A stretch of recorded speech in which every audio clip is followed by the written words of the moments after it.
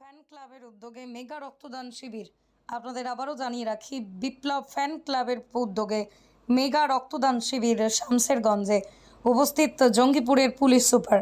গ্রীষ্মকালীন সময়ে অসহায় মুমূর্ষু রোগীদের পাশে দাঁড়াতে রক্তদান শিবির আয়োজন করল বিপ্লব ফ্যান্স ক্লাব।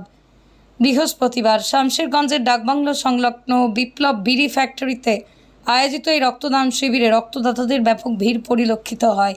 মেগা রক্তদান শিবিরে উপস্থিত ছিলেন জম্বিপুর পুলিশ জেলার এসপি আনন্দ রায়, ফারাক্কার এসডিপিও কৌশিক বসাক, রাজ্য তৃণমূল কংগ্রেসের সহ সভাপতি তথা প্রাক্তন বিধায়ক মইনুল হক, জেলা পরিষদ সদস্য অভিজিৎ সরকার, ধুলিয়ান পৌরসভার কাউন্সিলর পারভেজ আলম, প্রাক্তন ব্লক তৃণমূল কংগ্রেস সভাপতি বজলুর রহমান, বিপ্লব ফ্যান ক্লাবের সদস্য ইনজামামুল হক, প্রাক্তন চেয়ারম্যান সফর আলী, বিশিষ্টজনেরা। রক্তদান শিবিরকে কেন্দ্র করে কর্মীদের উৎসাহ ছিল এবং ক্লাবের পক্ষ থেকে হেলমেট বিতরণ